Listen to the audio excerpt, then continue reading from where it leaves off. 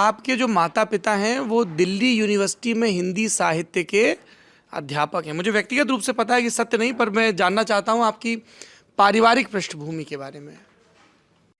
मेरे पिताजी हरियाणा राज्य में एक विश्वविद्यालय है, महर्षि दयानंद विश्वविद्यालय रोहतक, उससे एफिलेटेड कॉलेजेस में हिंदी के अध्यापक रहे हैं। उस समय वहाँ लेक्चरर, रीडर इस तरह से हुआ करता था, जो आजकल असिस्टेंट प्रोफेसर, एसोसिएट प्रोफेसर होता है।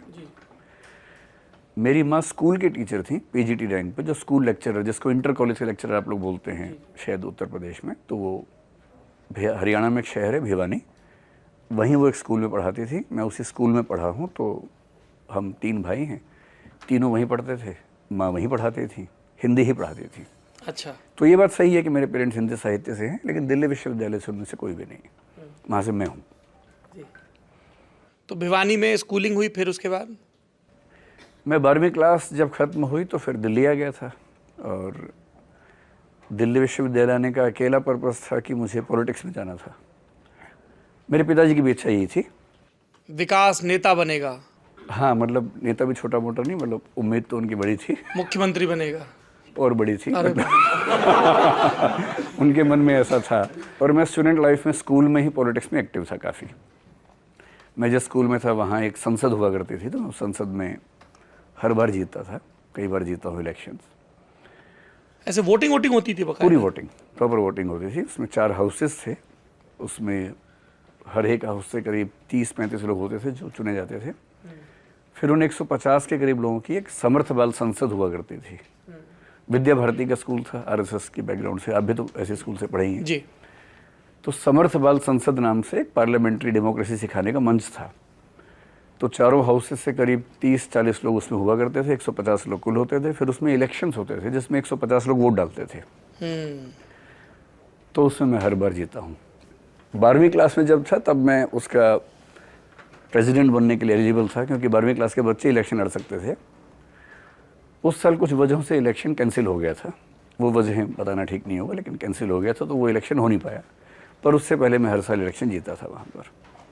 तो मेरा एक्सपीरियंस था पॉलिटिक्स का। वहाँ वो वाले वाउचर बांटते थे आप लोग जो डीयूम बंटते हैं, डीजे नाइट? उतने तो नहीं, लेकिन हाँ, पहली बार मैंने बांटे थे वहाँ पर।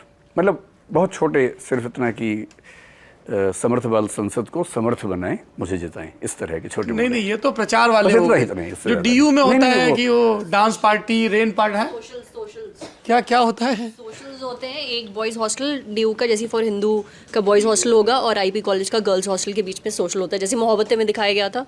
अच्छा, अगर हमें वोट दोगे तो हम ये करवाएंगे? नहीं, वो नहीं, वोट मांगने के लिए क्या करते हैं?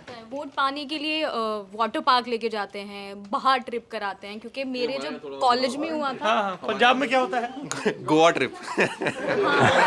तो आप भिवानी में 11वीं कक्षा में क्या प्रॉमिस कर रहे थे अपने वोटर्स को? वहाँ ये सब ना तो होता था ना हो सकता था, क्योंकि अब जिस स्कूल में पढ़ते हैं उसका भी तो माहौल होता है ना जी। तो वहाँ सिर्फ ये था कि एक पार्लियामेंट्री डेमोक्रेसी की बेसिक ट्रेनिंग देने की कोशिश थी। हाँ। तो उसमें स्पीच होती थी, इलेक्शन स्पीच होती थी, उसमें आप अपना जो एजेंडा है वो रखते थे। जैसे मेरा एजेंडा हमेशा स्पोर्ट्स को लेके, डिबेटिंग, इन एक्टिविटीज़ को लेके ज़्यादा रहता था। पढ़ाई में मैं बहुत औसत किस्म का विद्यार्थी रहा हूँ, तो वो मेरा एजेंडा कभी था भी नहीं, बाकी रहता था। तो वो प्रैक्टिस थी ही। और मेरे पिताजी की बड़ी दिली ख्वाहिश थी कि घर से एक बच्चा पॉलिटिक्स में जाए। मैं सबसे छोटा था, हरकतें भी ऐसी थी। तो अकेला उनका एजेंडा ये था कि मैं दिल्ली विश्वविद्यालय में आऊँ, एबीवीपी ज्वाइन करूँ, दूसरे प्रेसिडेंट बनूँ, फिर कुछ और बड़ा